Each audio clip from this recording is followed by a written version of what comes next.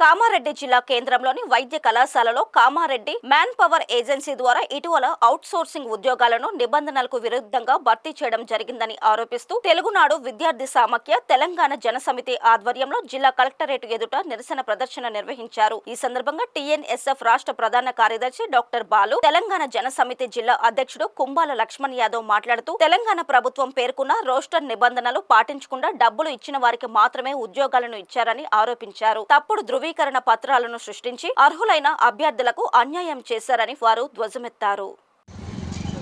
Man power పేరిట ఉద్యోగాల నియామకాల ప్రక్రియ భాగంగా తెలంగాణ జనసమితి టీఎన్ఎస్ఎఫ్ ఆధ్వర్యంలో మెరిట్ లిస్ట్ ఆధారం కాకుండా ఇష్టానుసారంగా డబ్బులు తీసుకొని నియామకాలు చేపట్టడం వలన మెరిట్ ఉన్న అభ్యర్థులు, పేద ప్రజలు నష్టపోయిన సందర్భం ఇది. మెరిట్ లిస్ట్ బయట పెట్టని అడుగుతా కూడా పెట్టలేని పరిస్థితి. గతంలో ఇదే నోటిఫికేషన్ వచ్చినప్పుడు పెద్ద ఎత్తున మేము ఆందోళన కార్యక్రమం చేస్తున్నాం. అవకతవకలు జరిగిన విషయం మీద అప్పుడు ఆ నోటిఫికేషన్ రద్దు చేయడం జరిగింది.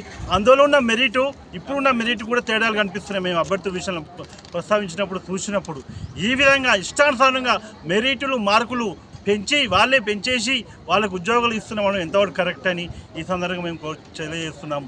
ఇకనైనా ఈ జిల్లా కలెక్టర్ గారికి మా యొక్క విన్నపం ఏంటంటే, ఏదైతే ఉందో దీని మీద కమిషన్ వేసి చట్టరీత్యా చర్యలు తీసుకోవాలి. బాధితులపైన ఎవరైతే అర్హులు ఉన్నారో వారికి వెంటనే ఉద్యోగ అవకాశం కల్పించే విధంగా చేయాలని మేము కోరుతున్నాము. అలాగే ఈ యొక్క 50 పోస్టులకు 1000 వినతి పత్రాలు వచ్చినాయంటే ఎంతవరకు నిరుద్యోగ సమస్య మన జిల్లాలో, కామారెడ్డి జిల్లా కేంద్రంలో ఉందో మనం అర్థం చేసుకోవచ్చు.